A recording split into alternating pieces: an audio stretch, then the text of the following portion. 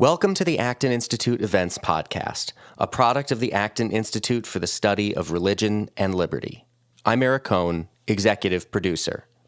On December 2nd, 2020, the economist Walter E. Williams passed away at the age of 84. Williams worked his way out of grinding poverty in the Philadelphia housing projects to chair George Mason University's economics department. Over his career, he authored 10 books and more than 150 other publications, and became one of the most recognized commentators on our American public life of the last 4 decades. Williams spread his message of racial equality, the dignity of work, and the morality of capitalism through his syndicated newspaper column, PBS documentaries, and frequent radio and TV appearances. Today, we feature a presentation that Dr. Williams gave in 1994 for the Institute's Acton Lecture Series, discussing the legitimate role of government in a free society. A quick heads up. As we mentioned, this audio is from 1994. Our production team has done a lot of work to clean it up, but in the beginning of the talk, Dr. Williams' audio is very faint. Rather than cut out the beginning of his remarks, we've left them in. If you want to skip ahead to where the audio becomes clear, then you can jump to the 7:46 mark in the podcast. To learn more about upcoming and previous Acton Institute events, please visit our website at acton.org/events. If you like this program, you can help us reach even more listeners by sharing it with a friend and leaving us a 5-star review on Apple Podcasts. We welcome your comments as well. Acton Institute Events is available on Apple Podcasts, Google Play, Spotify, Stitcher, or wherever you listen. Thank you for that very, very warm welcome. I'm pleased to be in Grand Rapids among friends, and if there are any enemies in the audience, among them as well. Tonight, what I want to do, I want to talk about the legitimate role of government in a free society. That's the title of my talk. Now, in the course of my comments, I'm going to say many things that will break with conventional wisdom on a whole range of topics. I'm going to say some things that may sound mean, insensitive, uncaring, and surely politically incorrect. And to the extent that any one of those things are true, you should feel free to raise any kind of question that you want during the question and answer portion of our meeting tonight. And you need not feel as though you owe me any undue courtesy because I'm your guest. Raise hard questions. These are some very important issues. You don't have to worry about insulting me. I am uninsultable. The only way you could possibly insult me is to suggest that I'm not pretty good in basketball. And that's a matter of ethnic pride.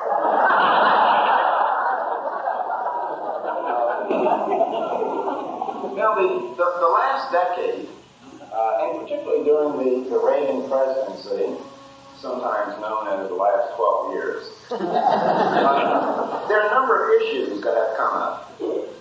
Some very important issues. And among these issues are fairness, justice, and the legitimate role of government in a free society. And these issues come at a time when we face numerous problems that threaten our future as a free and prosperous people. And the symptoms of our problems are manifested by high real interest rates. And any economist worth his salt will tell you that the economic meaning of high real interest rates is that the future is worth less. That's the translation of high real interest rates. There's high unemployment in some segments of our society. There's high, unprecedented, and growing national debt. There's high, growing, and unprecedented federal deficits each year, despite what is said to the contrary. And I believe for the first time in our entire history, we have all of the conditions for a runaway inflation. That is, for us to go to bed one night finding inflation tripping along at 3% and wake up the next morning and find that at 30%. And of course, there's runaway government. Now, I refer to these as symptoms of our problems rather than causes. And if I might summarize very briefly the cause of our problem, and that is a significant departure from the principles of individual freedom that made us a rich country in the first place. And these principles of individual freedom in our country were embodied through the combined institutions of private ownership of property and free enterprise. Some people call it capitalism or free markets or laissez-faire. Through numerous successful attacks, private property and free enterprise in our country are mere skeletons of their past. And Thomas Jefferson anticipated this when he said, the natural progress of things is for government to gain ground and for liberty to yield. Now, the best way of looking at how government is gaining ground and how liberty is yielding is to look at what is happening to taxes and government spending.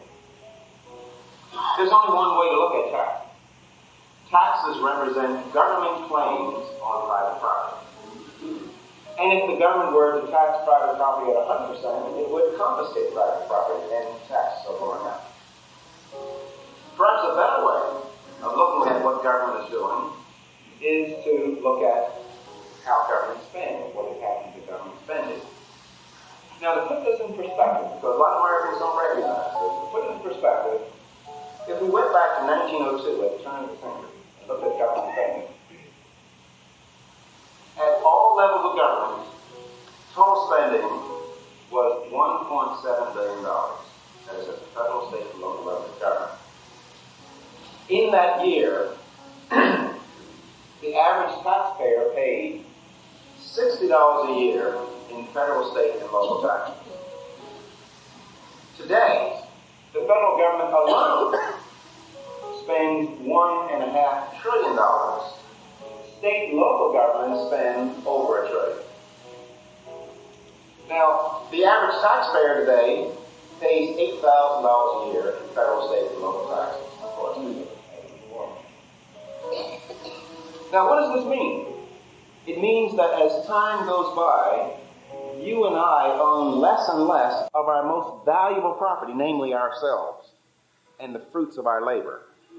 That is, the average American works from January 1st until May 6th to pay federal, state, and local taxes. And that means that from January 1st to May 6th, and it's increasing by a day or two each year, you do not have rights to decide how the fruits of your labor will be used. Somebody else makes that decision. Now, keep in mind that a working definition of slavery is that you work all year, and it is someone else who makes the decision over how the fruits of your labor will be used.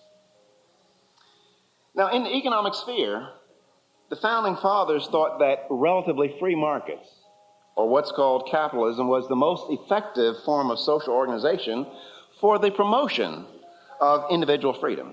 And indeed, capitalism is defined as a system wherein individuals are free to pursue their own interests, so long as they do not violate the property rights of others. Under capitalism, there is voluntary exchange. There are private property rights, real private property rights held in goods and services. And much of the original intent of the United States Constitution was to bring about a climate in which this kind of social organization could occur.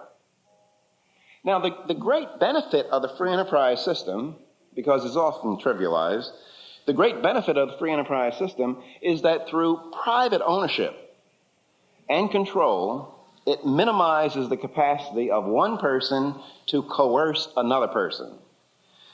Additionally, the coercive powers of the state or the coercive powers of government are limited.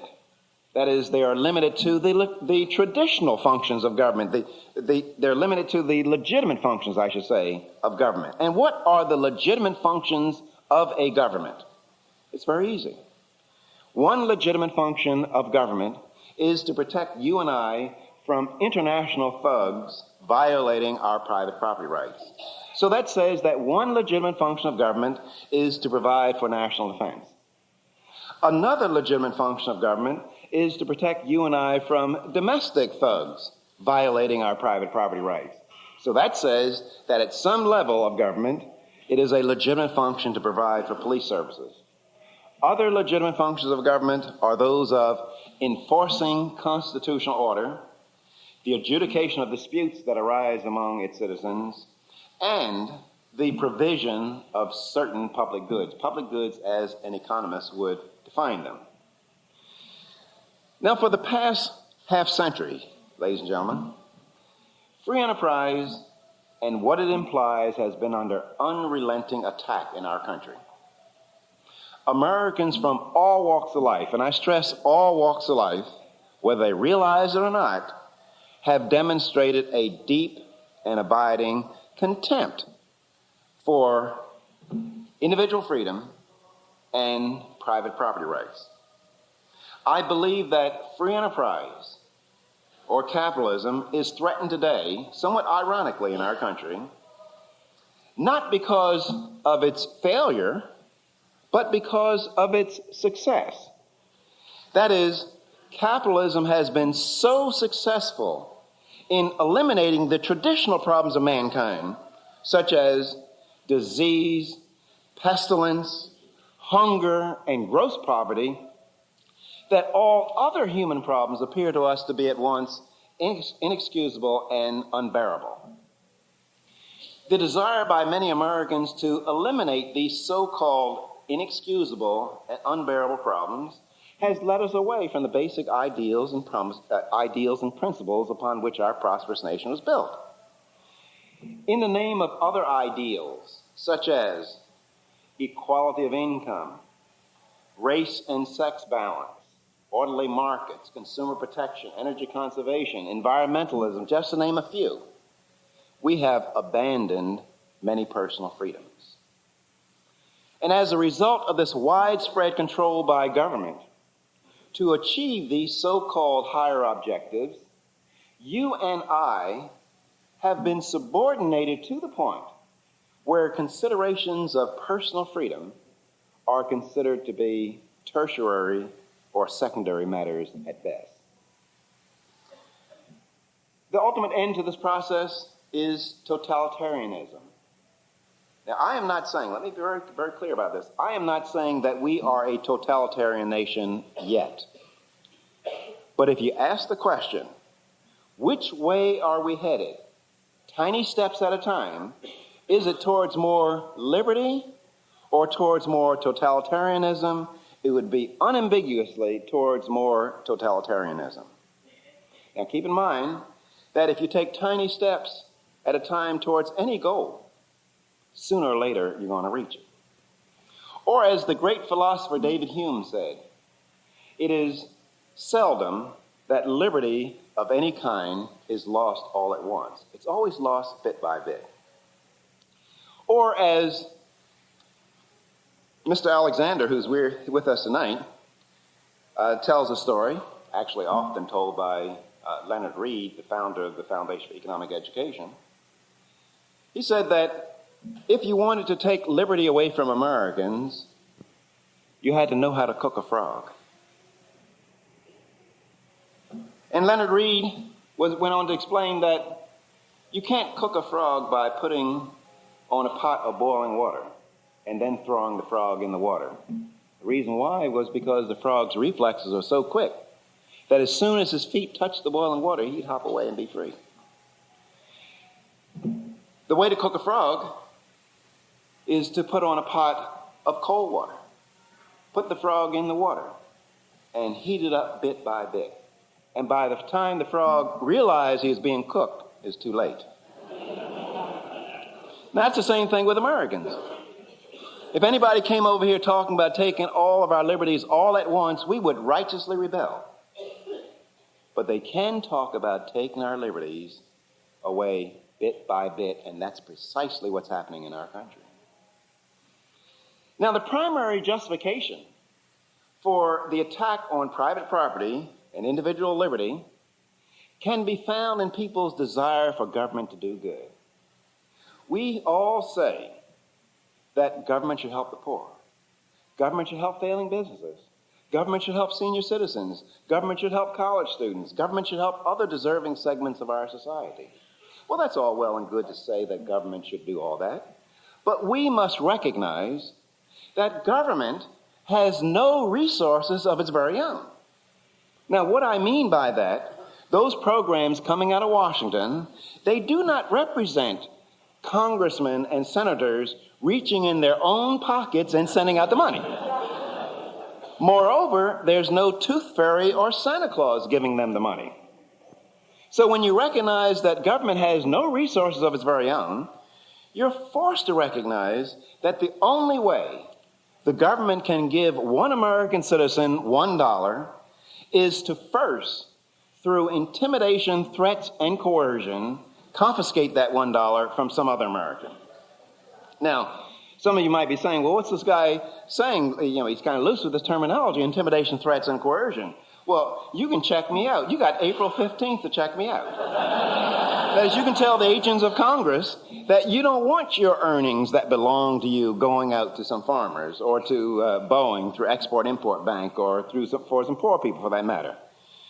You will see all the intimidation, threats, and coercion that you want to see. And if you acted too strenuously in the defense of what is rightfully yours, you'll get shot. We Americans, we support, we ask government to do those kind of things, which if the identical thing were done privately, we would condemn the person as an ordinary, despicable thief. For example, I could see some elderly lady sleeping out on a grate in the dead of winter. She might need some housing. She might need some medical care. She might need some food. And I could walk up to any one of you with a gun in my hand, and I could say, give me $200. Having gotten your $200, I can go down and buy the lady some shelter, some food, and some clothing. Would you consider me guilty of a crime? Yes, you would. I'd be guilty of theft no matter what I did with the money. Now, most people can see that. They can go along with that. Now, I ask you, this is the difficult part.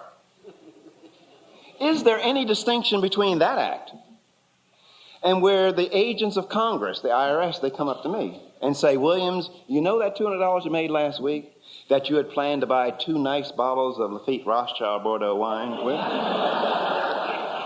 You will not do that. You will give the money to us, and we will go downtown and help the lady out. I assert that there's no conceptual distinction between those two acts.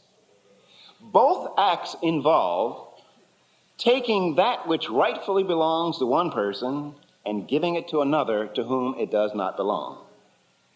Now, if you press me for a distinction, the only distinction I can find is one that should be trivial to moral people. That is, the first act, where I walked up to one of you, that is illegal theft. The second act is legal theft. But theft nonetheless. That is, taking that which rightfully belongs to one person and giving it to another to whom it does not belong. Now, a lot of people say, well, Williams, it's legal. Well, for moral people, we cannot allow legality alone to be our talisman. Because there are many things in this world that are legal and have been legal, but clearly immoral. That is, slavery was legal. That did not make it moral. Apartheid in South Africa was legal. The Nazi persecution of Jews, that was legal. The Stalinist and Maoist purges, they were all legal. Gun control in the United States is legal. But does legality make something moral? That is the question. Now, in a free society, we want all of our relationships to be voluntary. We want to maximize voluntary relationships, and we want to minimize involuntary relationships. Or maybe a better way I like to look at it, I tell people, I love seduction, but I'm against rape. I love seduction, which is the same as voluntary exchange. Because what is the essence of seduction?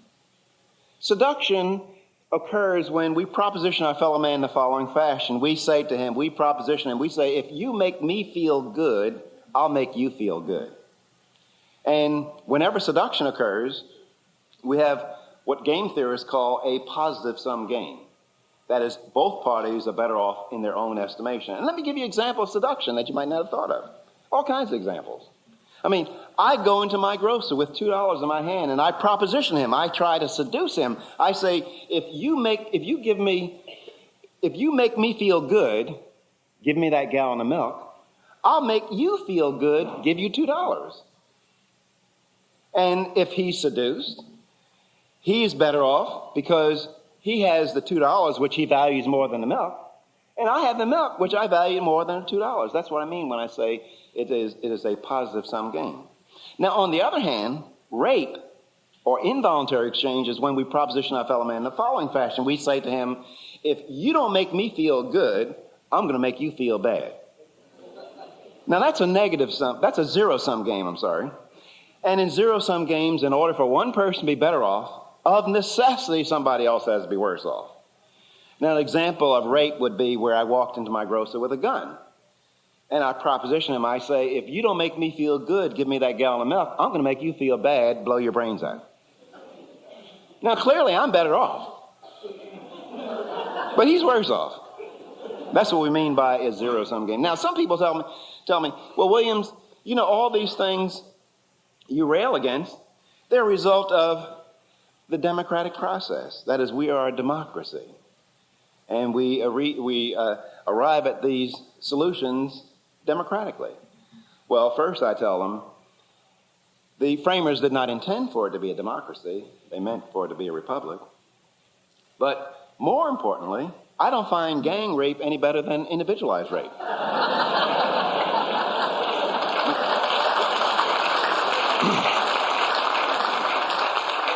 I mean, just because you vote to rape somebody doesn't make it right. Now, widespread private ownership and control over property is consistent with the minimization of rape and the maximization of seduction. Widespread government ownership and or control over property is consistent with rape maximization. Government is the major source of organized rape all over the world, including the United States. The essence of our relationship with the government is that if we don't make them feel good, they're going to make us feel bad. And we have many examples of that. You know, back in 1959, I was driving a taxi cab in Philadelphia. Matter of fact, that's where I met my wife, driving a taxi cab. I always like to tell a story that she didn't have the money and we had to make arrangements.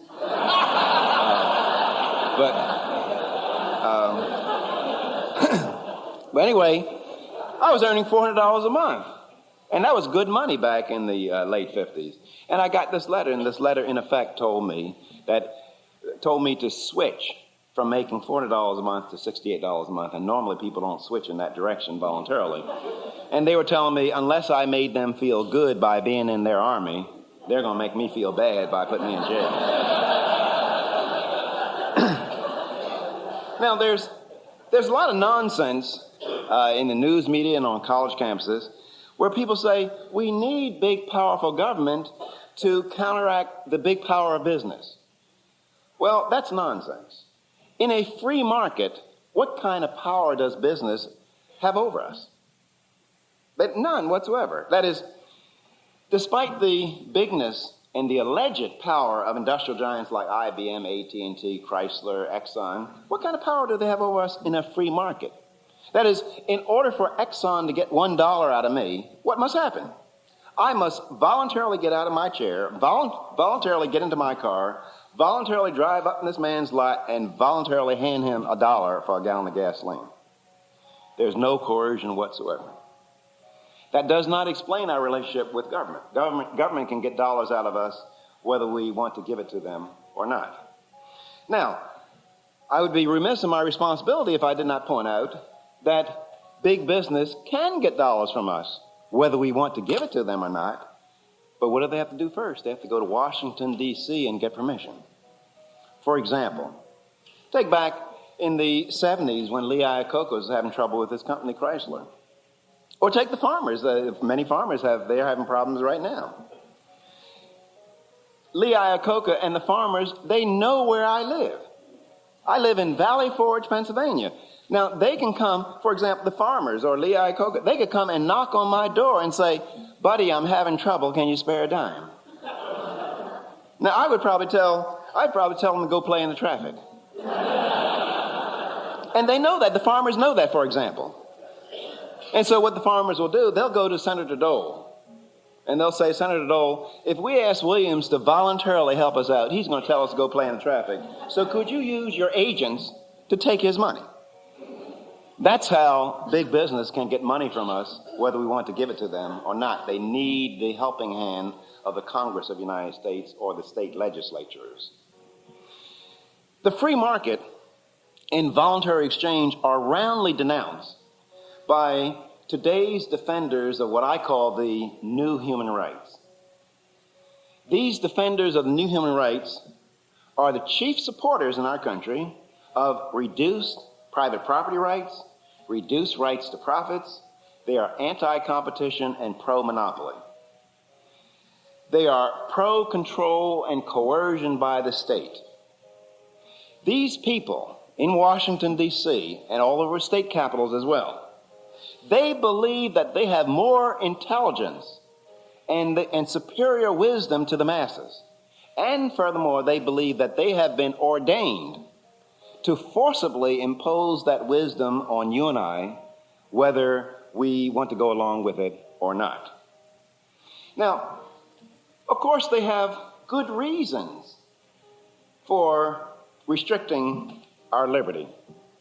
But I want to tell you that every tyrant that has ever existed on earth has had what he considered to be good reasons for restricting the liberties of other people. The defenders of the new human rights, their plan calls for the elimination of the market, the free market. Why? Because any tyrant wants to get rid of the free market because he does not trust that people acting voluntarily will do what the tyrant thinks that they ought to do. They want to replace the free market with economic planning or industrial planning, as you heard during the last presidential election, or industrial planning, as you heard from you hear from Robert Reich at the Department of Labor. I will give you a definition of economic planning that will last you the rest of your lives. Economic planning is nothing more than the forcible superseding of somebody else's plan by the powerful elite. That's all it is. Let me give you an example of it. I might plan to buy a Honda motorcycle from a Japanese producer. The powerful elite will say to me, "Williams, we're going to supersede your plan through tariffs and quotas because we think you ought to buy it from Harley Davidson." Or I might plan to buy a shirt from a Taiwanese producer. And the powerful elite will say, "We're going to supersede your plan through tariffs and quotas. We think you ought to buy it from an American producer." Or my daughter might plan to work for the hardware store guy down the street for $2 an hour. He says it's okay. She says it's okay. And I say it's okay. And the big boss mama says it's okay. But the powerful elite will say, "We're going to supersede that plan because it's not being transacted at the prices we think it ought to be transacted at." That's what economic planning is about. Now, again, they might do this in the name of good. I believe there are a few evil people in Washington, D.C. But most of them they think that they're acting in the name of good. But do-gooders fail to realize that most good done in the world is not done in the name of good. That is, those things that are most valuable to us, they're not done in the name of good. Matter of fact, if you ask me, "Williams, what's the noblest of human motivations? What's that motivation that gets good things done?" I would say greed. Greed. Now, I'm not talking about robbing people and ripping them off. I'm talking about people trying to get more for themselves. Now, Some people say to me, Williams, you know you're trying to win friends and influence people. You should use a more sensitive word instead of saying greed. Why don't you say enlightened self-interest or something like that? Well, I like greed because it's more descriptive. You know. Now, let me give you some examples of the great benefits of greed. Now, you have Texas cattle ranchers out in the winter running down stray cows trying to feed them, trying to stop them from starving. Cows might be kicking them in the face. They get in early in the morning. Now, why are they doing that? Why are they making that sacrifice? Well, they're doing it so that New Yorkers will have beef on their shelves. You take Idaho potato farmers. They're getting up in the morning doing back-breaking work, the sun beating down their neck, dirt underneath their fingernails, bugs biting them. They're making that huge sacrifice to make sure New Yorkers also have potatoes. Now, I ask you, do you think they're making that sacrifice because they love New Yorkers? No, they may hate New Yorkers. I'm not that wild about New Yorkers myself. They may hate New Yorkers, but they make sure that beef and potatoes gets to New York every single day. Now, ask yourselves, how much beef and potatoes do you think New Yorkers would have if it all depended on human love and kindness? I feel sorry for New Yorkers. So, most good things get done because people care about themselves. I mean, look at just you, all of you. You came here tonight probably driving a car. The fact that you have a car is a good thing. Now, do you think that the people on the Detroit assembly line gives a damn about you? Matter of fact, if you met them, they might hate you. You might start want to have a fight with them. But they got you that car. Why? Because they love themselves. They want it more for themselves. Let me give you another example of the virtue of enlightened self-interest, if you wish. Now, back during the 70s, during the energy crisis in our country, I might also add the United States government-sponsored energy crisis. They used to have these little kids on television doing public service announcements, whining, little brats, whining, saying, "Don't be fuelish, save energy for future generations." And every time I saw that advertisement, I felt like throwing my ashtray at the kid in the TV. And I mentioned that story to people, and people have asked me, "Well, Williams, don't you care about future generations?" I say, no. I don't care about future generations. And some people are struck, and they say, "Why?" And I say, what have future generations ever done for me? I mean, some kid that's going to be born in 2050, what has he done for me? And if he has not done anything for me, how then am I obliged to do anything for him? Where's the quid pro quo? There is none. But however, if you watch my behavior would belie that sentiment. As I suggested, I have a nice home in Valley Forge, Pennsylvania. And several years ago, 6-7 years ago, I took $300 that I could have purchased at least 3 nice bottles of Chateau de Chem Sauterne wine that I could have consumed selfishly all by myself. Nobody else would have benefited from it. But instead, I used that $300 and I bought seedlings. I planted around my property. Now, when those trees reach their full maturity, I'll be dead. There'll be some 20, 50 kids swinging in my tree and having a hell of a time. Or I've made extensive improvements to my house. A 30 by 20 foot sunroom in my house. That's going to outlive me. I'm going to be dead, and the sunroom's going to still be there.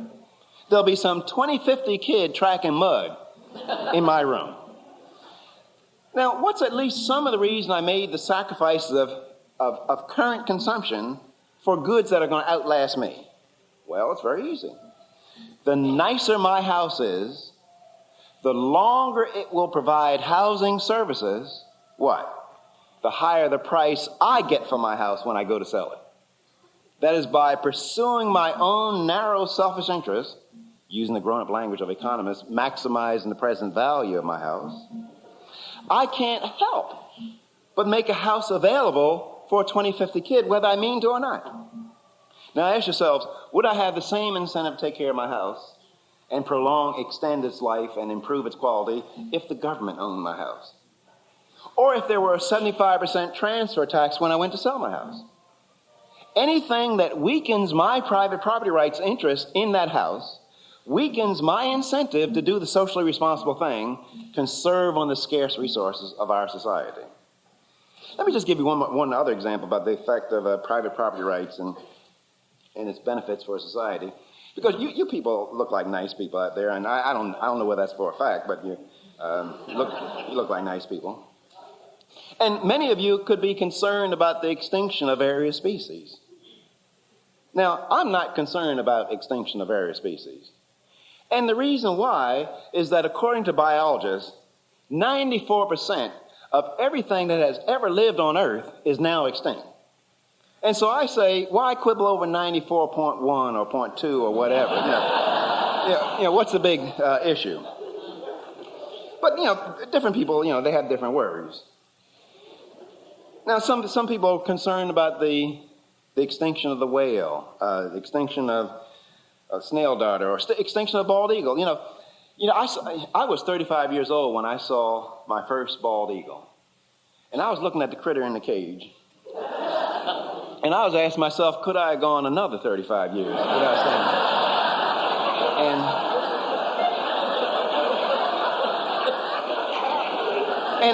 And I conclude, yes, but different people have different values. But anyway, I was listening to NPR one night some years ago, and people were in a tizzy about the possible extinction of the whale. And they Save the Whale clubs. They had Ducks Unlimited clubs. They were marching in front of the UN to stop countries from selling ivory in Africa to try to save the elephant. And other species they were concerned about. And so I wrote down the list of species that they were concerned about. Then on another side of the tablet, I wrote down another list of animals that are very valuable to us. I was asking myself, how come people are not marching for the pig? How come they're not forming chicken clubs? And how come they're not worrying about the cow? Well, what's the basic difference between these two lists of animals? Well, this list of animals, cows, pigs, and sheep, they belong to somebody. Somebody's personal private wealth is at stake if those animals become extinct. The other list of animals, they belong to the people. They are commonly owned. They belong to everybody. Nobody's personal private wealth is at risk. So if you care about these animals' survival, you want to privatize them. You might want to institute some kind of program of private ownership. Let me give you one more example of the effect of private ownership. I have a beautiful Volvo Bertone coupe. It's one specially made Volvos. They send it over to Italy, to the Bertone factory, and they customize it. And on the other hand, I love to do jackrabbit starts at traffic lights. I like to hear wheels spinning and smoke coming and engines running, stuff like this. But I don't do it in my Volvo. I always do it in a rental car.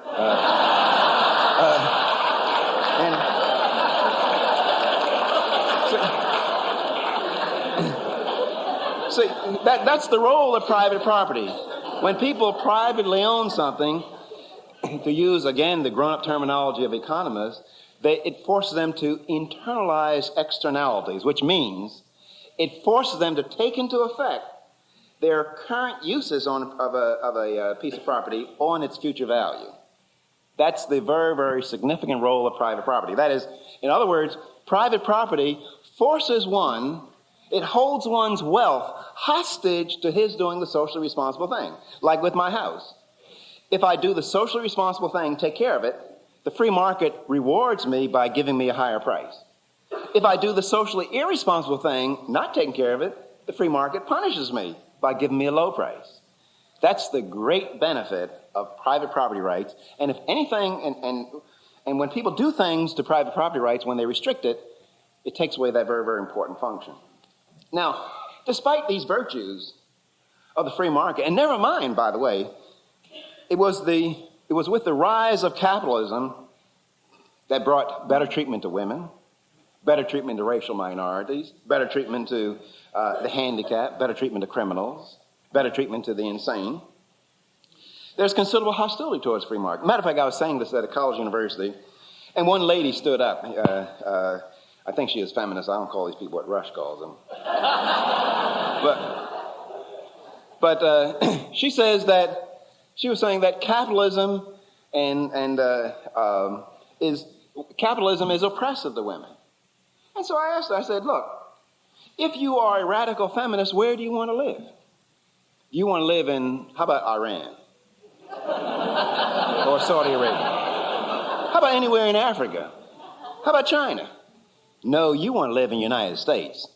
Or if you are a criminal, where do you want to go to jail? Is it Turkey or Mexico? You want to go to jail in the United States to make sure you don't miss any of your programs on HBO.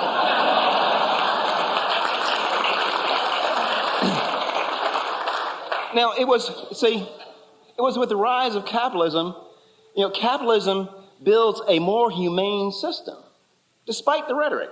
I mean, if you look back in the Bible, I believe in the Bible somewhere, I believe Father Sirico will correct me if I'm wrong. Somewhere in the Bible it says that it is as difficult for a rich man to get in the gates of heaven as for a camel to go through the eye of a needle.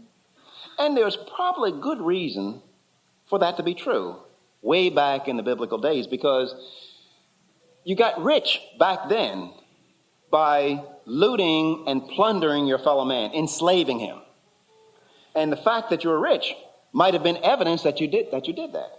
Now, with the rise of capitalism, it made it possible for people to become wealthy, not by plundering their fellow man, but by serving their fellow man, making him feel good. I mean, Bill Gates of Microsoft, who produced Windows, he made me feel good. If you look at Fred Smith of FedEx, he makes me feel good because I get my mail the next day. I mean, if you look at wealth in our country, for the most part, wealthy people, super wealthy people, they get that way by serving their fellow man. That's the morality of capitalism. We all have a claim on what our fellow man produces by serving him. That is, I mow your lawn, I get $20. You give me $20 for mowing your lawn. What does that $20 really mean? Well, it's like a certificate of performance. It's evidence that I've served my fellow man. Now, with that $20, I go to a grocery store and I say, I want 3 pounds of steak. The guy says, well, did you serve your fellow man? I say, yes, I did. He says, what's the evidence? Here it is. I got a little receipt. I got a little receipt. That's the morality of capitalism. Now, contrast that with government. Government can tell me, Williams, you don't have to get out in the hot sun and bust your butt serving your fellow man. You can watch TV. We will take what your fellow man produces and give it to you. That's the immorality of the government compared to the morality of the market. Now, a lot of people say, well, the free market doesn't work. Well, maybe one of the reasons it doesn't work all the time is because it's not allowed to work. A lot of people, many Americans, appear to have followed the intellectual tradition of Diocletian, a Roman emperor back in 300 AD, who said in decreeing wage and price controls all over the realm, he said that unregulated economic activity is an offense to the gods. That's how Congress feels. Unregulated economic activity is an offense to the gods. And there are many forms of government intervention in our society that subvert the free market. I've already talked about one. That is one major one, taking what belongs to one person and giving it to another. But there's the government practice of privilege granting. That is, granting one American a privilege that will be denied another American through licensing and other forms of regulation. Privilege granting is an activity by government that dates back beyond the Dark Ages when merchants and guild associations controlled trade in their areas with a payment to the king or reigning lord. These monopoly privileges that they got from the king or reigning lord gave them the right to live at the expense of others. Now, we have, in many cases, the same thing in America. It's just not payments to the king or reigning lord. It's political contributions. And people are given the right to live at other people's expense. Almost every group in our nation has come to feel that the government owes them a special privilege. And I might also add, many people who call themselves conservatives are by no means exempt from this practice. Manufacturers feel that government owes them protective tariffs, that is, to keep foreign goods out so they can charge you and I higher prices. Farmers feel that government owes them crop subsidies. Organized labor feels that government should keep their jobs protected from competition with those who are not union members. College professors and intellectuals feel that government should give them funds to do research. College professors love to get $400,000 and $500,000 grants to do studies on poverty and have meetings in Miami at a nice hotel during the winter to talk about the poor. The unemployed and the unemployable feel that government owes them a living. Now, if you ever see a group of conservatives, conservative Republicans, let me give you a tip. If they're arguing, you can bring instant peace. Because conservatives rail against food stamps. They rail against aid to families' dependent children. They rail against legal aid. But they come out in support. Many of them come out in support for aid to dependent farmers, aid to dependent banks, and aid to dependent motorcycle companies. And as such, they merely prove that it's a matter of whose ox is being gored. Conservatives as well as liberals, Republicans as well as Democrats, prove H.L. Mencken's definition of an election quite correct. H.L. Mencken, for those of you who forgot, he was a political satirist for the Baltimore Sun. And somebody asked H.L. Mencken to give a definition of an election. And H.L. Mencken replied, "Government is a broker in pillage. And every election is an advance auction on the sale of stolen merchandise." Now, to the extent that H.L. Mencken is correct, we've identified our national problem. Too many of us want to blame politicians for our problems. And yes, we can blame them a little bit. We can blame them for not being statesmen. We can blame them for being prostitutes and hustlers and liars. But ladies and gentlemen, the bulk of the blame lies with you and I. That is, politicians are doing precisely what you and I send them to Washington to do. And what do we send them to do? We send them there to use the power of their office to take what belongs to one American and bring it back to us. Now you say, well, not the citizens of Michigan. Well, imagine, suppose I were running for the Senate in Michigan. And during my campaign, I go all over the state and I say, look, if you elect me to Washington, to the Senate, don't think I'm going to bring back funds for aid to higher education, highway construction funds, Meals on Wheels, COLAs for senior citizens, et cetera, et cetera. I'm only going to obey the Constitution of the United States. Do you think I would get elected to office from Michigan? No, I wouldn't. Because I wouldn't be promising to use the power of my office to take what belongs to one American and bring it back to them. Now, here's the tragedy of it. Here's the tragedy of it. As a matter of fact, it's called in economics the tragedy of the commons. And that is, if your senator does not bring back the goodies, from an economic standpoint, you should run him out of office. And the reason why is very simple. And it is because if he does not bring back billions of dollars of highway construction funds and other money, that doesn't mean that your federal taxes will be lower. It means that Iowa will get it. That's the tragedy of it. That is when legalized theft starts, it pays for everybody to get involved in it, just to protect themselves. It's kind of like when I was in the Army back in 1959. I went to an inspection, a full field inspection, and I did not have my mess kit. This is basic training. And the sergeant standing about an inch or two from my face screaming. He said, "Where's your mess kit?" Matter of fact, he said, "Boy, where's your mess kit?" I told him that it was stolen. Somebody stole it. He said, "That's still no excuse for coming to a full field inspection without your mess kit." He said, "If somebody steals yours, you steal somebody else's." Now, That might be a great way to run an army, but it's a hell of a way to run a country. That is what we're becoming, ladies and gentlemen. We're becoming a nation of thieves. That is, it pays for each person from a strictly economic point, not a moral point of view, but from an economic point of view, to try to rip each other off. That's what we mean by the tragedy of the commons. Now, let me begin to wrap up here. I know you got a lot of questions. What's some of the solutions?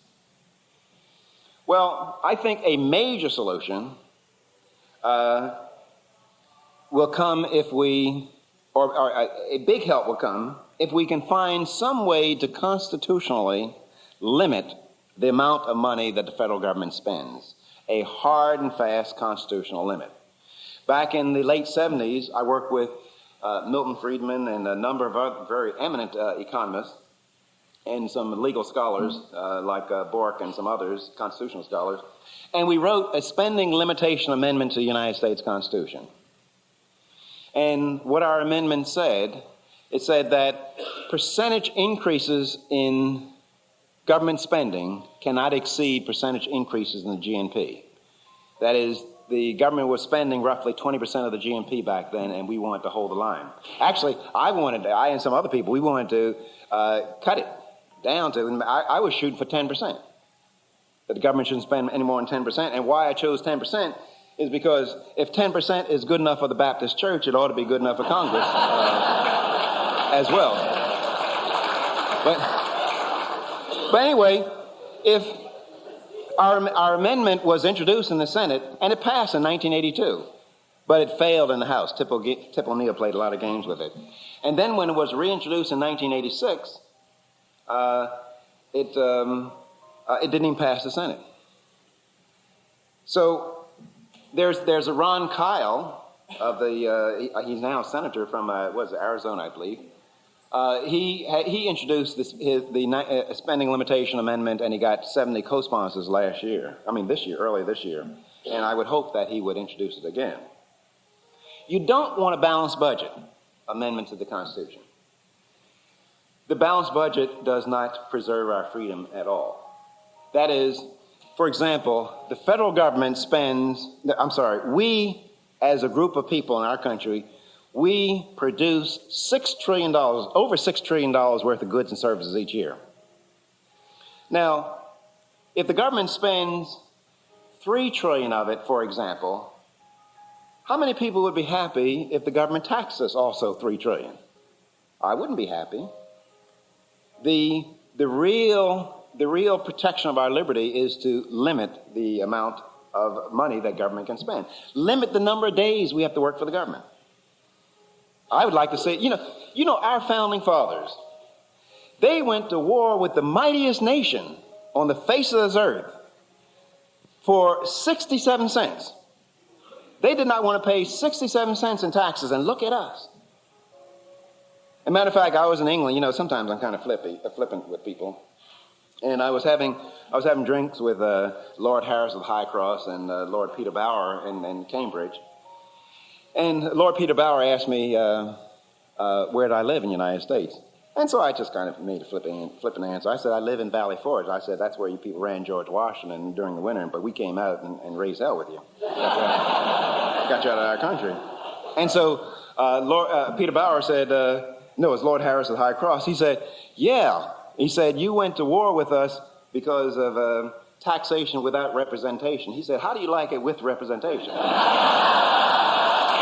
Score one for Lord Harris.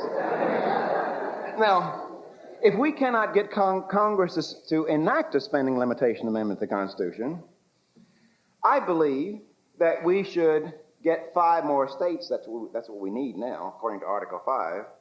We need to get 5 more state legislatures to call for reconvening the Constitutional Convention for the narrow purpose of passing a spending limitation amendment. Now, I've said that a lot of people are worried about reconvening the Constitutional Convention, and indeed, there are many dangers. Because if we did reconvene the Constitutional Convention, many things can happen. After all, the first one was a runaway convention in 1787. And the big problem is that at that convention, we were sending people there like Madison, Hamilton, and George Mason, and Jefferson. This one we'll be sending Rostenkowski and Byrd, and I mean, it's a different class of people, so there's a real dangers. But I take a position somewhat like that of Mae West. And Mae West said, when choosing between two evils, I always like to try the one I never tried before. And what I mean by that is that the way we're going, ladies and gentlemen, we're definitely going down the tubes. I can guarantee you that. I would much rather take a chance on trying to get it back together. Now, there are perhaps other routes. Some people have said, well, look, Williams, instead of having a constitutional convention to have a spending limitation amendment, why don't we try to get 38 state legislatures to to agree on an amendment and just tell Washington, D.C., that we made a new amendment that whatever can be done by 38 states becomes the law of the land. That would be a superior choice, but I'm not sure about it. But I'm kind of radical. You know, last year I've been writing a nationally syndicated column for about 16 years, and last year I wrote a column in October that brought me in the most favorable mail that I've ever received in terms of volume. And it was a column where I suggested that maybe we've reached the point in our country whereby liberty-minded Americans need to start thinking about secession. And I was saying that I'm not an expert in secession, but I was proposing that we keep liberty-minded Americans keep the 13 original states plus Texas and give the rest to the socialists with an option to buy it. And I got some responses. I was mentioning this in a talk, and a person said to me, well, look, the last secession attempt failed and led to a lot of loss of life. Well, I said, well, that means that we're batting 500 because the first one worked against King George. But I don't know how serious I am about secession. But I think, finally, that if the Founding Fathers came back, I believe that they would have contempt for you and I. We've sacrificed so many liberties in the name of security. But I'd also say that it is not too late for us to wake up. If there's one good thing about Americans, it's the following. That is, Americans never do the wrong thing for a long time.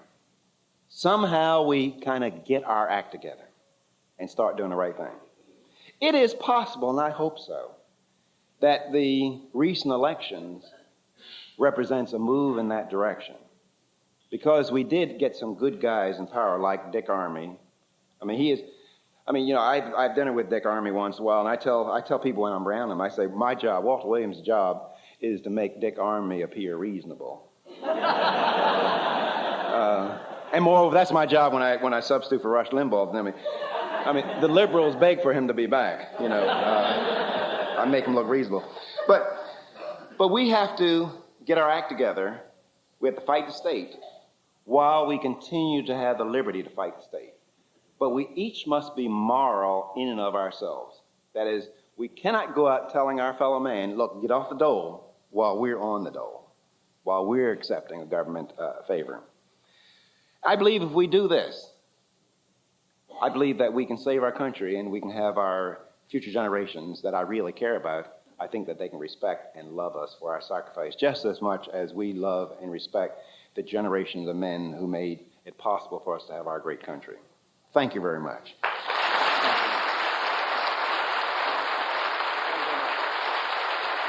you very much.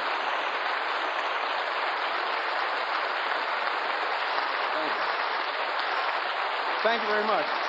We're going to take some questions. Thank you. Thank you. We have some time for questions. You can, Father Sarika says, come to the microphone to ask questions. You have a question? Yes. Somebody turn the mic up. There it is. Okay. Dr. Williams, I'd like to have your opinion of the Federal Reserve System and what you think are our hopes of regaining the control of our own currency away from these international bankers and make it more constitutional. Well, I think that my answer Lou Rukeyser asked me on Wall Street Week a couple weeks ago about what I think of a replacement for Alan Greenspan. And so I said, I think there shouldn't be any replacement at all. I think we ought to abolish the Federal Reserve, repeal the Federal Reserve Act. And I think that if you look at the evidence, the number of the Federal Reserve Act was written to promote price stability and prevent bank failures.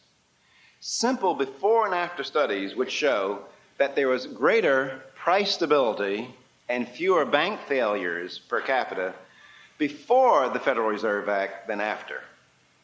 And that's almost, that's a general outcome of almost anything government does. That is, we tend to be better off before than after. That's a general thing. So I'm with you. I would abolish the Federal Reserve. And matter of fact, I worked with Ron Paul when early on in the Reagan administration, he's congressman from Houston. And one of the things that we were trying to do, and which we weren't successful, is to eliminate all taxes on the sale, on all transactions of gold and silver. And if you did that, contracts could be written in gold and silver, and it would give Americans some monetary freedom. We could just say to the government to keep your greenbacks. Well, what was the reasoning behind removing us from gold and silver? Just to be able to more successfully steal from us. I mean, that is, gold acts as a strong monetary discipline. Wouldn't that take care of inflation? Well, see, now, let me just answer, I'll get somebody else in a minute. Inflation benefits debtors at the expense of creditors. It redistributes wealth from creditors to debtors. It empowers debtors. Now, who is the biggest debtor in our country? It's the government. And government benefits from inflation. Government benefits from fraudulent money. And, government just literally stole, United States government literally stole perhaps trillions of dollars from American people overnight. Back in 1965 or late in the mid-60s when they took the silver out of our coins. They didn't tell you that they're taking silver out of coins. What do you think would have happened if they said, well, starting next week, we're going to replace silver coins with phony coins? What do you think Americans would have done? They would have kept their silver coins, wouldn't they? But the government had to deceive us. And that's another problem. You drop a quarter today. I remember when I was a kid, you drop a quarter or 50 cents a piece and you'd hear music on the pavement. Today is a thud. Okay, gentleman there. May I have your autograph, please? $75.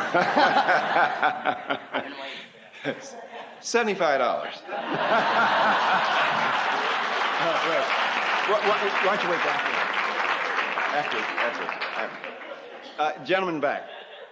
I have never heard from a public podium someone say with courage the proper role of government in education. Would you please bless us by stating clearly the real role of government in education? The government has no role.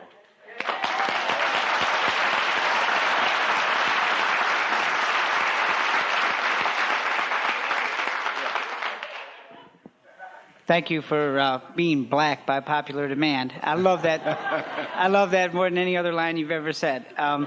My question is, what do we... As a matter of fact, let me give you some of the history of that.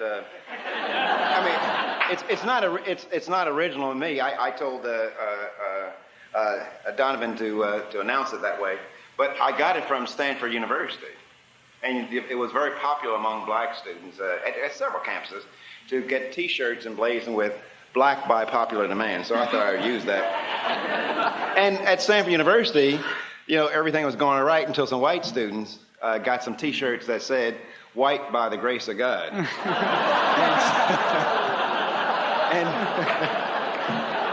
and then everything went downhill after that. So, but anyway, yeah. Thank you for gracing with this proper content. Yeah. My question is, what do we as Americans, when we hear elected representatives such as Charles Rangel, I believe, from New York, when he said that tax cuts are the Republican/conservative words now for nigger and spick. I took that as a personal offense for him to say that the theft of our money, as you so aptly put it, is a racial or in any other way a slur. What as Americans can we do besides the ballot box to tell these folks that it's not your money to begin with, and please don't take my money and say you're not taking it by calling me a racist or a bigot? Well, I think Charlie Rangel, he needs some help. He's badly in need of help. You say, it's a stupid comment. I'm pretty sure he's sorry he made it. It's stupid. Now, but see, what you have to recognize is that this was in a fit of panic. Here are these people. They've been in control of the Congress all this time, and they're looking at the specter of being outsiders. And he just got worked up. Now I'm trying to be as kind to him as I can, but I'm trying to avoid calling him an ass. He just got worked up. Their whole lot. Look at Clinton's the next day. Saying to American people, the Americans were upset because I wasn't moving fast enough. That's worse than Rangel. In terms of thinking, it's brain dead. I would like to have your list of the representatives now in the House and also the Senate that you would like to box, because I'd really like to see who you would pick now, because I know there are quite a handful that could use to come up. Listen. We're going to get some other people. I moved away from the boxing. I'd like to duel. Yeah. Thank you very much. I'm wondering, I'm new at actually conservatism altogether. Actually, I was born in 1965 and grew up with the Great Society, and now that it's shown to be a complete failure, I'm wondering, first, what do you think of the contract with America? And secondly, what would you tell the younger people, basically college and high school children and adults, how to kind of bring together the philosophy of the Great Society, where we actually help one another, and the conservative view? Okay, well, let me first say, so far as the contract with America in general, I support it. It's something like saying, well, we're going to become a little more constitutional. And it's a little weak in details, and I guess it would have to be weak, for it to be an electioneering device as was. But I hope that they obey or they try to live up to the contract with America. Now, in terms of your latter question about directing our message to people, I think what we have to do, we have to tell people that this is a land of opportunity. You have to work hard, and you can make it. There's too much evidence that people can make it in our country. You just have to come early and stay late. Thank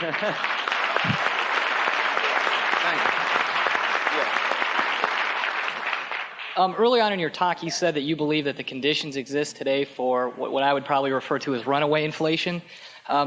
What is it that you believe poses the greatest risk today towards triggering that fear? Well, just very, very briefly, I believe back in the 80s, Congress authorized the Federal Reserve Bank to stop foreign countries from going default on the debt to us.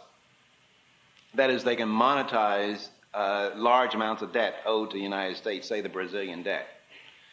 And if they do that amount of monetizing, then it's going and printing money. That's what monetizing means, printing money. It's going to cause an inflation, and there's no congressional oversight that they can do it without the permission of Congress. That's the concern. In the back, yeah. Yes, Ayn Rand was another champion of the utopia of greed, and yet there are charitable acts. For example, in Atlas Shrugged, I think she would say that charity is just one more form of self-interest, if you really think about it. How would you respond to that? I would respond in the affirmative. That is, we do things for others because we get a benefit. We feel good by helping them voluntarily. Now, I might add that I believe in charity. Charity is one of the nobler of human motivations. Theft is despicable. I urge our fellow man to help one another, but through charity. And Americans, I think we all Americans should be very proud of ourselves. It turns out that of all world giving, voluntary giving, Americans do 85% of it. And this has always been true about us. I mean, Alexis de Tocqueville, when he came here to do the study on prisons in our country, and went back to France and he wrote the Democracy in America, when he went around France, he was telling the people in France, those Americans just love committees. I don't know what's wrong with them. That somebody's barn burns down, they have a committee to fix it. Somebody becomes widowed, they have a committee. They have a committee for this and committee to that. That's a part of our tradition. And I think that's noble. And I personally, I engage in a lot of charitable giving, although I am very bitter when I have to pay taxes. Thank you. Gentlemen. Mr. Williams, how do we replace Jesse Jackson with you?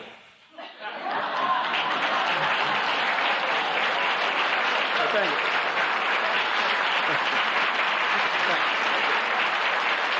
Well, first of all, I always tell people, like if there's a cancer around, you just cut it out. You don't need to replace it with anything.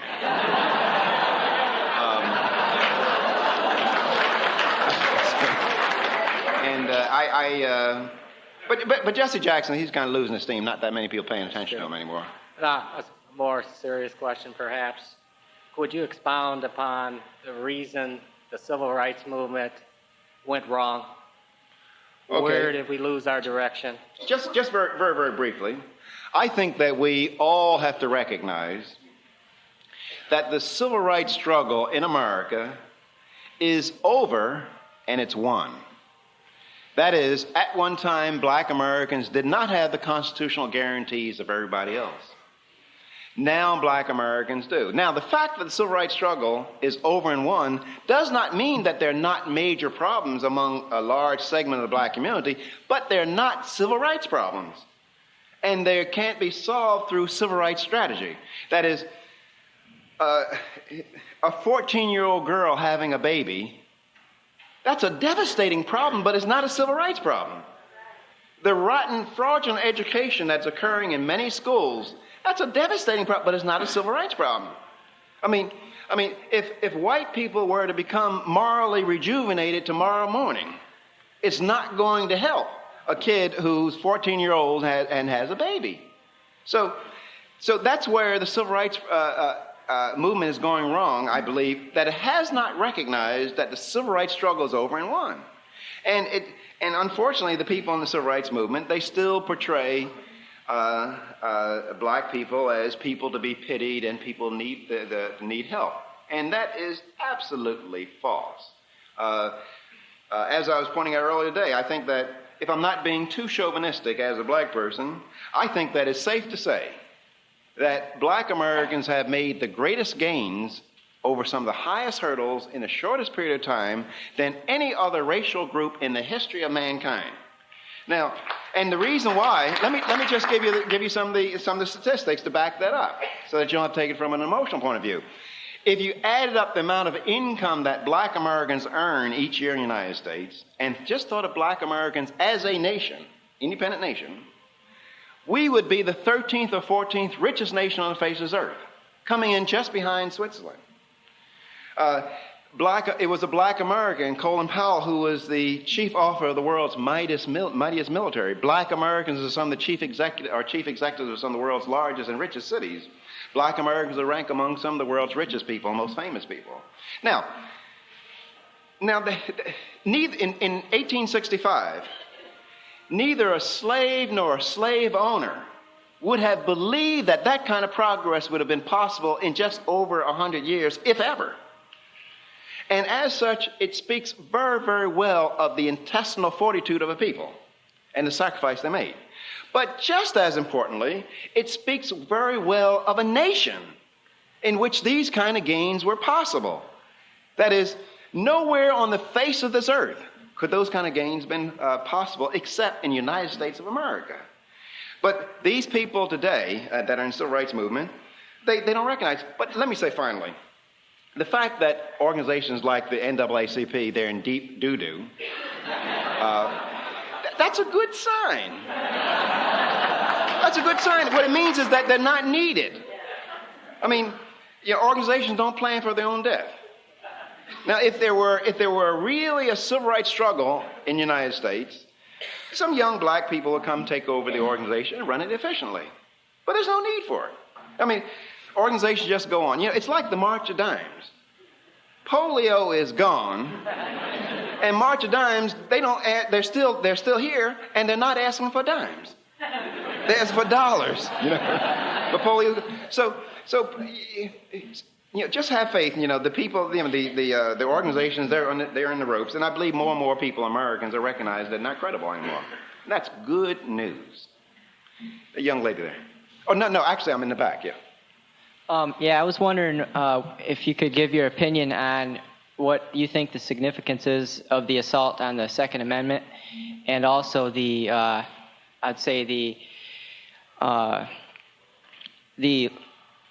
ignorance or their ignoring of the 10th Amendment.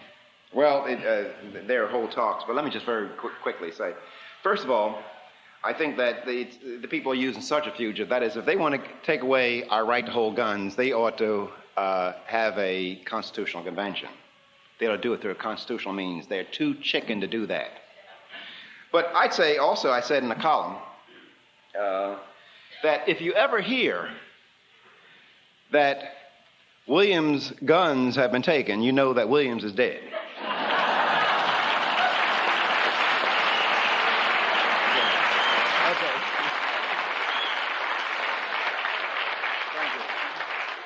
And so far as 10th Amendment, there's a significant 10th Amendment movement occurring in the United States. I think there are five states, Hawaii, Colorado, California, Missouri, and New Mexico have all passed 10th Amendment resolutions demanding the federal government obey the 10th Amendment. Colorado has gone even further.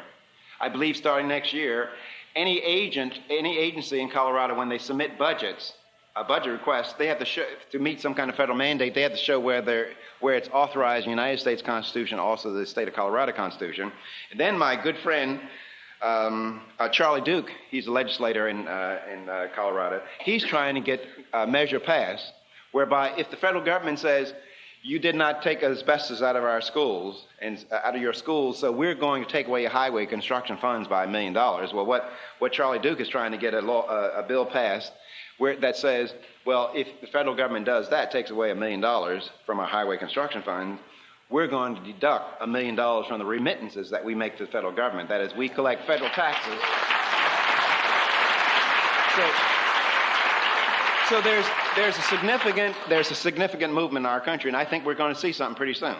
Thank you. Yeah. And matter of fact, I might say in conclusion, I think people ought to just disobey it. Disobey federal government mandates that violate the 10th Amendment to the Constitution. Yeah. It was a pleasure seeing you as well as hearing you this evening. An analogy that people often use when discussing big government and grassroots organizations is David and Goliath. But what few people realize is that David, before he decided to slay the giant, asked what will be done for the man who slays the giant, and he was told he'd be given a lot of money, he'd be given the king's daughter as a wife, and he and his family would never be taxed again. And at that point, he picked up the stones and said, who is this uncircumcised Philistine that defies the kingdom of Israel?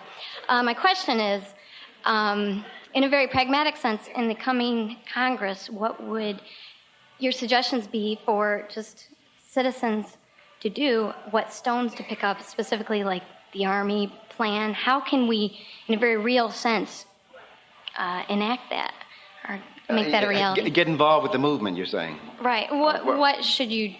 Well, I think, number one, you should be aware of things. I think there are a lot of organizations that are doing good work. The Acton Institute is doing good work.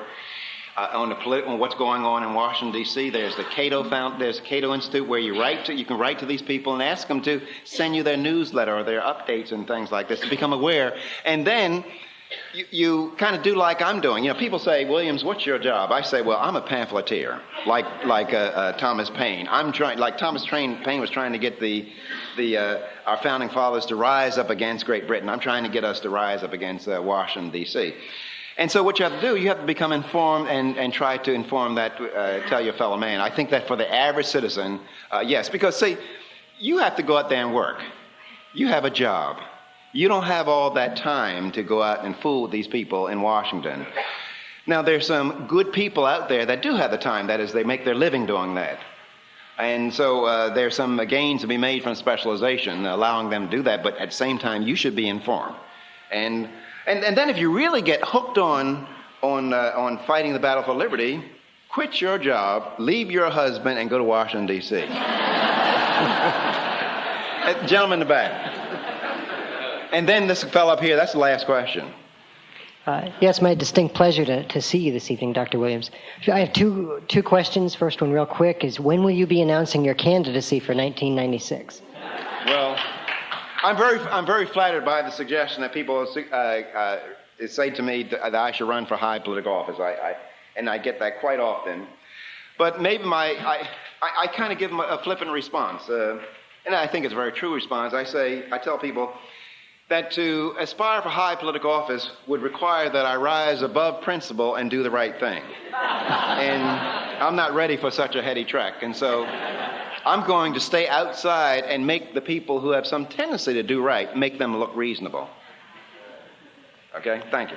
Yeah, my second question, real quick, is you mentioned earlier in your speech about the national debt continuing to grow and expand. And we've heard a lot in the media and from the Clinton administration that that's not true.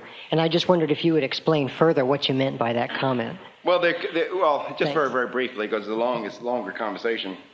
Well, they conceal the amount of government spending, and they conceal the deficit through various funds, say like the Social Security fund or the Highway Construction Fund. These various, they use up the money in there to conceal the deficit.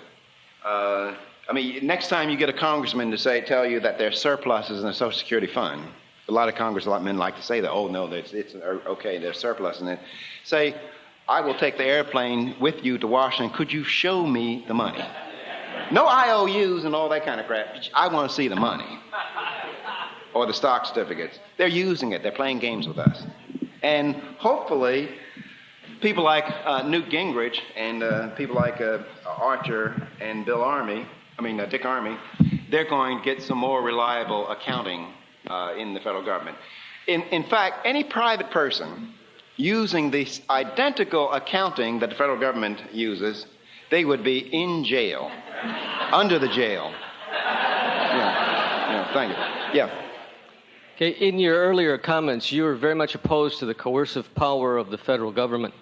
I wonder if that carries over to Newt Gingrich's proposal to intervene into the family, take children out of the family, and put them into institutional care. Okay.